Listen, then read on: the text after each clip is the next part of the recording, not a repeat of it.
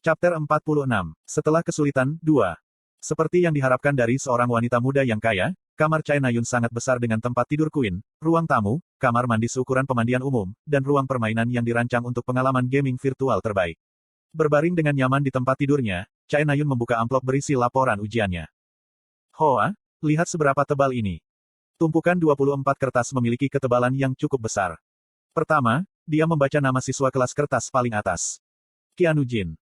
Dia adalah seorang spearman yang berada di peringkat 100. Keterampilan memanah Chai Nayun luar biasa dan kekuatan sihirnya menarik rasa hormatku yang terdalam. The Thousand Mile Horse adalah lawan yang sulit bagi kebanyakan penembak jitu karena kecepatannya yang gesit dan tubuh yang kokoh, tetapi Chai Nayun tidak hanya menghindari serangannya dengan gerakan yang sangat gesit, tapi dia juga. Haha.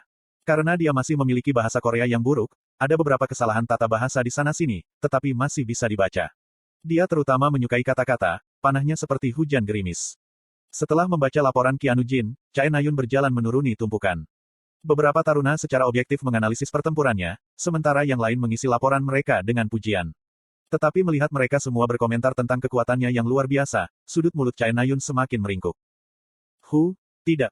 Chai Nayun mengumpulkan pikirannya sebelum mereka mencapai Cloud 9. Beberapa dari mereka hanya menyanjung Anda. Jadilah rendah hati. Setelah mengatakan pada dirinya sendiri, dia dengan tenang pindah ke laporan berikutnya. Laporan itu milik nama yang akrab. Mengevaluasi taruna, Kim Suho. Petik 2. Namanya sedikit mengguncang hatinya, tetapi Chai Nayun berusaha bersikap tidak peduli dan mengerutkan alisnya dengan anggun. Dia diam-diam membaca isi laporan. Itu adalah kemenangan keyakinan diri. Baru-baru ini, Chai Nayun tampaknya memiliki keraguan tentang dirinya sendiri. Kehilangan saingan dan dikritik oleh seseorang membuat kepercayaan dirinya menurun. Tapi seperti yang diharapkan, Chai Nayun adalah seorang pemanah yang lahir yang dipenuhi dengan bakat. Melawan kuda 1000 mil, Chai Nayun menunjukkan pertempuran yang penuh dengan kepercayaan diri. Tidak ada keraguan atau keraguan dalam gerakannya, dan serangannya juga tepat sasaran. Saya percaya Chai Nayun telah mencapai ranah tertentu sebagai pemanah.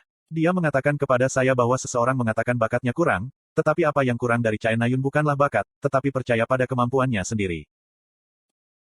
Jika dia terus percaya pada dirinya sendiri seperti yang dia lakukan hari ini, jika dia percaya pada bakatnya dan melangkah maju, aku memiliki keyakinan sepenuhnya bahwa dia akan menjadi pahlawan terbesar.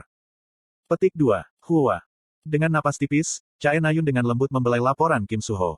Dia tergerak oleh dorongan tulusnya. Senyum muncul di wajahnya, dan kekhawatiran serta jantungnya yang gemetaran mereda. Dengan mata terpejam, dia menegaskan kembali keyakinannya. Busur cocok untukku. Tidak peduli apa yang orang katakan, busur paling cocok untukku. Petik 2. Chai Nayun dengan hati-hati meletakkan laporannya di ranjangnya. Sekarang, ada 2 laporan yang tersisa. Yang satu anonim sementara yang lain dari Shin Jong-hak. Dia memutuskan untuk menyelesaikan apa yang dia mulai. Pertama, laporan anonim. Dia mengambil laporan itu tanpa banyak berpikir. Petik 2. Namun tidak lama kemudian, dia mengepalkan tangannya yang memegang laporan itu. Di luar laporan yang kusut, wajah Chai Nayun yang terdistorsi muncul. Berbeda dengan yang lain, laporan anonim itu penuh dengan kritik. Kata-katanya yang jahat sepertinya menyerang tulangnya secara langsung, dan Chai Nayun gemetar karena marah. Petik 2. Siapa keparat itu? Laporan itu ditulis dengan nada hormat, tetapi jelas apa yang ingin dikatakannya. Anda tidak memiliki akal, bakat, atau otak. Anda menang berkat kekuatan sihir Anda. Petik 2.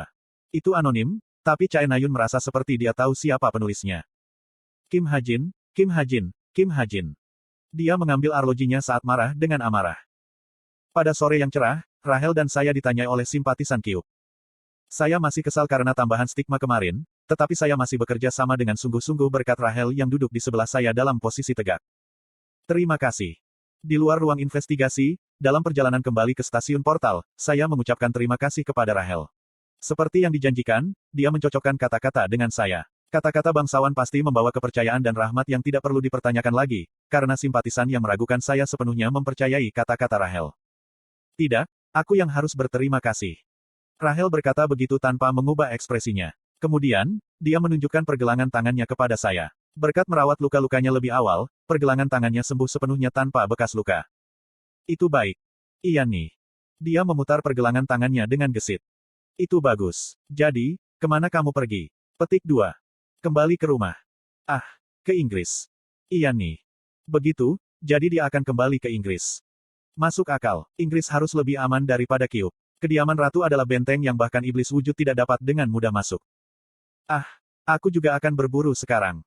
Karena kami menuju ke arah yang sama, saya memberitahu Rahel sesuatu yang bahkan tidak dia minta ketika tiba-tiba, jam tangan pintar saya berdering.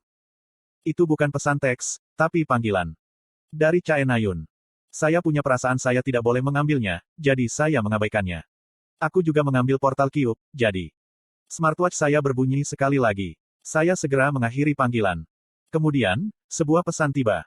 Hei, kamu yang menulis laporan itu, bukan? Aku hanya tidak mengerti, bagaimana kabarmu dalam posisi apapun untuk mengatakan sesuatu seperti ini. Saya tidak memiliki selera atau bakat sebagai pemanah. Pernahkah Anda menggunakan busur sebelumnya? Aku benar-benar tak bisa berkata-kata. Dan kamu bilang aku bodoh. Apa? Kamu pikir kamu bisa mengejekku karena kamu pandai belajar? Kamu ingin bertarung? Mau bertaruh? Ingin aku mengajarimu betapa sulitnya menggunakan busur? Apa ini bom? Rentetan 5 pesan jatuh pada saya hanya dalam 10 detik. Namun, pesan terakhir menarik perhatian saya. Bertaruh.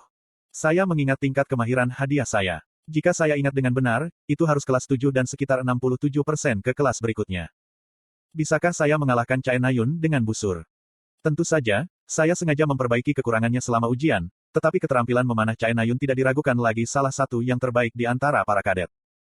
Meskipun dia lebih berbakat dengan pedang, itu tidak berarti dia tidak punya bakat untuk busur. Belum lagi, dia berlatih memanah selama 10 tahun. Tentu, mari kita bertarung dan bertaruh untuk itu. Saya juga akan menggunakan busur. Tapi sudah waktunya untuk menunjukkan padanya perbedaan antara seseorang yang berbakat dan jenius sejati. Bahkan jika kelas 7 tidak cukup, saya beruntung di pihak saya. Selama taruhan dilakukan dengan panah normal daripada panah kekuatan sihir, aku tidak bisa melihat diriku kalah. Tapi untuk jaga-jaga, saya harus meminta 1 bulan untuk berlatih. Petik 2. Kenapa dia tidak membalas? Untuk beberapa alasan, Chae Na-yun berhenti mengirimi saya pesan. Apakah dia pikir itu tidak ada artinya untuk bertaruh dengan seseorang yang bukan pemanah? Melihat ke atas, saya melihat bahwa Rahel telah maju. Aku segera berlari dan menyusulnya. Rahel balas menatapku. Haha, aku juga menggunakan portal. Saya akan ke Wonju. Petik 2. Ah iya. Kami berjalan berdampingan ke portal tanpa bicara. Kami akhirnya tiba di stasiun portal Cube, yang cukup kosong. Karena Cube telah meminta Taruna untuk pergi jika memungkinkan untuk penyelidikan yang lebih menyeluruh, sebagian besar Taruna sudah pergi. Rahel sekarang harus mengambil portal Seoul untuk transit ke Inggris, sementara aku akan membawa portal ke Wonju. Jika tidak apa-apa. Bisakah aku bertanya padamu senjata apa yang kamu gunakan saat itu? Tetapi sebelum kami berpisah, Rahel bertanya kepada saya. Sepertinya dia merasa sulit menerima apa yang terjadi. Bagaimanapun, seorang pembunuh yang mengancamnya terbunuh hanya dengan 2 tembakan senapan. Petik 2. Itu senjata yang sangat mahal, dan Taruna umumnya memiliki 1 atau lebih kemampuan khusus. Hanya itu yang bisa saya katakan. Rahel menatapku lekat-lekat sebelum mengangguk. Terima kasih lagi. Saya akan membawa sesuatu kembali dari Inggris sebagai ucapan terima kasih. Petik 2. Dengan itu, Rahel pergi menuju Seoul Portal. Saya tiba di Gangwon-do Wonju. Mungkin karena itu tengah hari pada hari kerja, stasiun portal ramai dengan orang-orang sampai-sampai hampir tidak ada ruang untuk bernapas. Aku membajak kerumunan orang dan meninggalkan stasiun portal. Hajin gelombang di sini. Ketika saya keluar, seorang pria berjas dan kacamata hitam meneriakkan nama saya. Itu adalah Taman Suhyuk. Di sebelahnya ada HUV, meskipun itu model lama. Dia terlihat sangat berbeda. Saya mendekatinya dengan senyum. Wow, aku hampir tidak memperhatikanmu. Sepertinya Anda bersenang-senang dengan uang saya. Mungkin Anda harus diselidiki karena penggelapan. Petik 2. Haha, ini adalah pengeluaran bisnis yang tepat. Masuk. Park Suhyuk membuka pintu belakang seolah-olah dia telah melakukannya ribuan kali sebelumnya. Saya masuk ke dalam mobil. Apakah kita berhenti di tanda 1 kilometer lagi? Ya, tapi kita akan berburu lebih banyak hari ini. Hebat, kalau begitu aku akan pergi gelombang. Yoyonha menjanjikan persediaan peluru yang tak terbatas. Karena saya menambahkan pengaturan ke Desert Eagle untuk membuatnya menjadi senjata yang berkembang, saya harus berburu monster sebanyak mungkin ketika saya punya waktu. Jadi, bagaimana bisnisnya akhir-akhir ini? Ini jauh lebih baik terima kasih. Semuanya lebih mudah dengan mobil. Petik 2. Moda transportasi adalah barang inti yang penting dalam bisnis apapun. Untuk agen pemburu monster, HUV bisa dibilang merupakan kebutuhan. Ada di sana, tetapi sudah ada banyak orang. Tidak lama kemudian, kami tiba di pintu masuk field.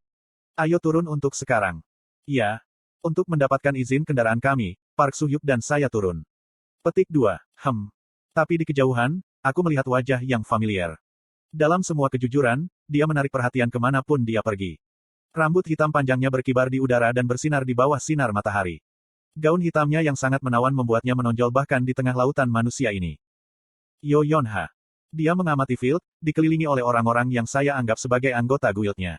Ekspresi serius yang dia miliki saat berbicara membuatnya tampak seperti orang dewasa. Oh, benar. Tiba-tiba saya ingat bahwa sudah waktunya Yo Yonha datang ke kebun Wonju untuk urusan bisnis. Dalam kisah aslinya, dia menjadi investor terbesar untuk SH Agency.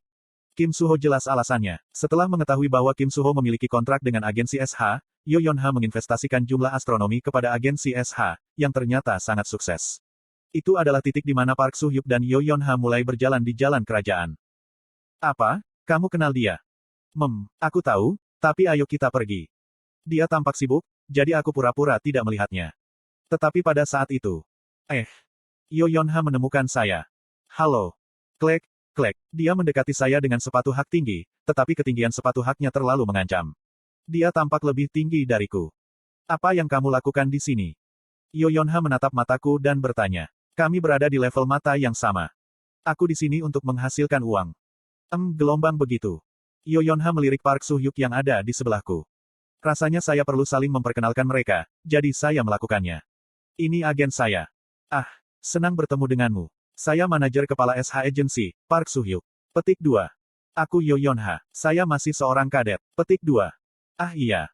Aku mencuri pandang pada mereka berdua. Park Soo-hyuk dan Yo Yonha. Meskipun itu bukan niat saya, pertemuan mereka telah maju 3 tahun. Mengenai konsekuensinya, saya tidak yakin. Tapi sepertinya itu bukan hal yang buruk. Saya juga melirik keempat pria yang berdiri di belakang Yo Yonha seperti penjaga. Peralatan mereka semua adalah barang-barang kelas tinggi. Mereka anggota Essence of the Stride. Yo Yonha memperkenalkan mereka kepada kita. Para anggota berdiri di sekitar, tidak tahu bagaimana harus bereaksi, tetapi tatapan menyengat Yo Yonha segera menyebabkan mereka membungkuk. Esensi Selat. Ketidakpercayaan muncul di wajah Park Soo-hyuk. Essence of Stride adalah guild peringkat 2. Park Soo-hyuk pasti tidak pernah membayangkan berhubungan dengan mereka. Wiying. Pada saat itu, jam tangan pintar saya berdering. Itu dari Chae Na-yun. Apa yang akan saya dapatkan dengan bertaruh dengan seseorang yang tidak tahu apa-apa tentang busur? Sekrup saja. Sepertinya dia berencana mengabaikanku, tapi aku tidak bisa membiarkan itu terjadi. Aku mengobarkan amarahnya. Apa? Kamu takut? Kamu ingin mati. Aku bersikap mudah padamu, jadi jangan. Seperti yang Anda katakan, saya belum pernah menyentuh busur sebelumnya. Tetapi jika itu Anda, 1 bulan. 1 bulan sudah cukup bagi saya untuk mengejar level Anda. Tentu saja, itu sepenuhnya dalam memanah. Setelah mengirim pesan, saya menyilangkan tangan. Namun tiba-tiba, Yo Yonha bertanya. Petik 2. Apakah kamu mungkin mengirim SMS Na-yun? Terkejut, aku menatapnya. Apa? Bagaimana kamu tahu? Bukankah aku satu-satunya yang bisa meretas jam tangan pintar orang lain? Yo Yonha menyeringai dan memasang hologram layar smartwatch-nya. Hei, lihat apa yang dikatakan anak ini kepadaku. Saya tidak dapat berkata-kata. Terdiam. Apakah saya menerima taruhan ini? Dari kelihatannya, Chae Na-yun memberitahu teman-temannya tentang apa yang saya katakan dan meminta saran kepada mereka. Saya berbicara segera. Katakan padanya untuk melakukannya. Apakah Anda pernah menggunakan busur sebelumnya? Petik 2. Tidak sekalipun. Saya bahkan belum menyentuh satu pun. Faktanya, sebelum datang ke dunia ini, saya bahkan belum pernah melihatnya di luar film dan olimpiade. Tapi aku hanya butuh sebulan untuk mengalahkannya. Namun, ini adalah kontes keterampilan murni. My Master Sharpshooter gift khusus untuk peran penembak jitu, sementara Chae Na-yun's gift tidak secara langsung mendukung peran dan lebih relevan dengan pedang. Meskipun kelas 7 sedikit di ujung tanduk, kemenangan saya pasti jika saya mencapai kelas 6. Bagaimana kamu bisa begitu percaya diri? Bukankah hadiah Anda terkait dengan senjata? Petik 2. Petik 2. Aku menatap Yo Yonha dalam diam. Saya sedang memikirkan bagaimana menjawab pertanyaannya. Baiklah. Saya tidak akan bertanya. Sangat sensitif.